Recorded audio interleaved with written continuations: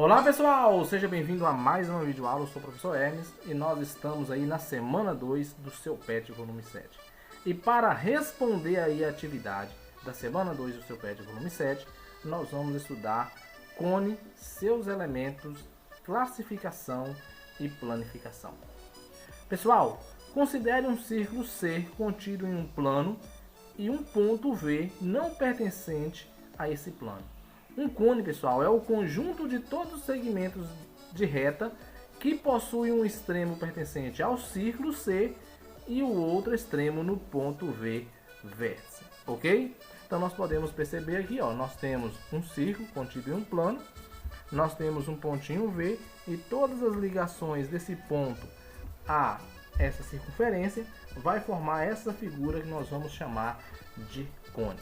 Uma outra forma de obter um cone é através da rotação de um triângulo retângulo sobre um eixo vertical. Você pegar um triângulo retângulo e fazer aqui esse giro, você vai encontrar também aí a figura denominada de cone, ok? Então, para você melhor compreender, ó, vamos imaginar o seguinte: nós temos aqui um círculo, nós temos aqui um pontinho. Veja na animação que todas as retinhas que saem do pontinho e toca na circunferência vai formar ali então o cone, ok? Nós vamos conhecer agora os elementos de um cone. Pessoal, para a gente conhecer os elementos de um cone, vamos então trazer aqui a imagem de um cone e nós vamos conhecendo aos pouquinhos. Base, pessoal, é essa área circular aqui do cone, ó. Nós temos ali então a base destacada em azul. Vou retirar ela agora, nós vamos para o próximo. O próximo tópico aqui do elemento de um cone é vértice. O que é vértice? Vértice, pessoal, é essa parte aqui, ó, é o encontro ali das retinhas que ligam a circunferência com este ponto, ok? Muito bem, nós podemos tirar ela ali também. O eixo, pessoal, vai ser uma reta que sai do vértice e toca o centro da circunferência. Nós vamos dar o nome de eixo, ok? Quando o cone ele é reto, o eixo coincide com a altura, certo, pessoal? Próximo tópico que nós vamos ver aqui é o raio da base. O raio da base, pessoal, é o raio da circunferência, ó.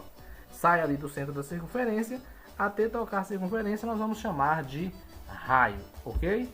E depois nós vamos ver a altura. A altura é a parte que vai aqui, ó, do círculo em direção ao vértice, ou seja, a altura é do círculo ao vértice. Quando este cone ele é oblíquo, ou seja, quando ele não é reto, nós vamos ter a altura diferente do eixo. Nesse caso aqui, como ele é reto, ó, do centro até tocar o eixo é a mesma distância da circunferência em direção aqui ao vértice, ok? E depois nós vamos ver a geratriz. A geratriz é aquela linha ali, ó, que sai do vértice e toca a circunferência. Cada linha dessa é chamada de geratriz. Classificação de cones, vamos lá. Cone reto. Um cone é classificado como reto quando o eixo e o plano da base são perpendiculares, ou seja, formam um ângulo de 90 graus. Se você pegar aqui, ó, o eixo do cone, quando ele tocar aqui no centro da circunferência e encontrar com o raio da circunferência, vai formar um ângulo de 90 graus.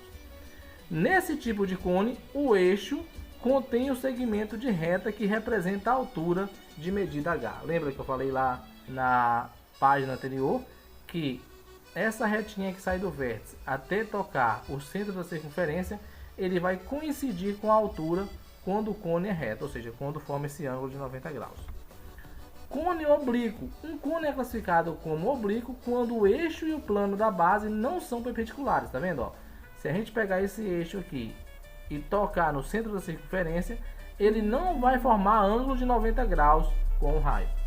Neste caso, pessoal, a altura ela é diferente do eixo, ou seja, a altura vai ser aqui, ó, a distância da circunferência até o vértice, mas não vai ser igual ao eixo, porque o eixo aqui está tendo uma inclinação.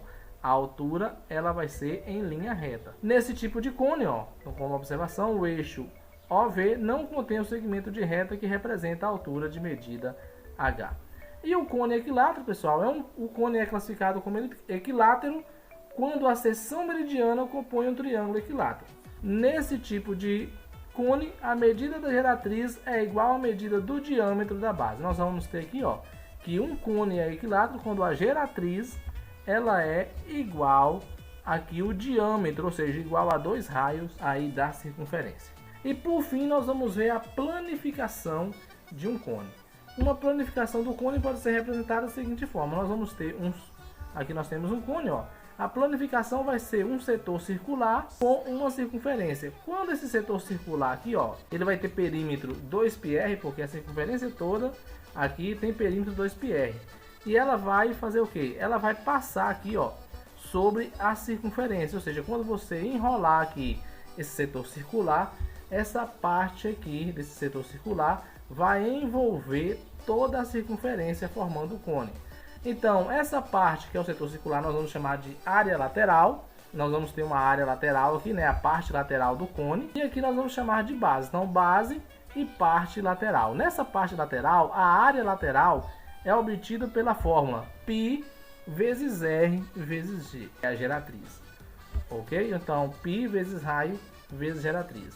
Já a circunferência, nós vamos ter a área da base como π vezes R ao quadrado. Se eu quisesse a área total, eu teria que somar a área lateral com a área da base. Ok, pessoal? Então, nós vamos ter, ó, a área total vai ser πrg mais πr ao quadrado. E o volume de um cone? O volume de um cone, pessoal, sempre vai ser base vezes a altura dividido por 2. Como a base é πr ao quadrado, então nós vamos ter πr ao quadrado vezes a altura dividido por 3, vai ser o volume de um cone. Então, pessoal, chegamos a mais um final de vídeo aula. Espero que tenha lhe ajudado. Se você conseguiu aprender o conteúdo, não saia do vídeo sem deixar um like e também sem se inscrever no canal.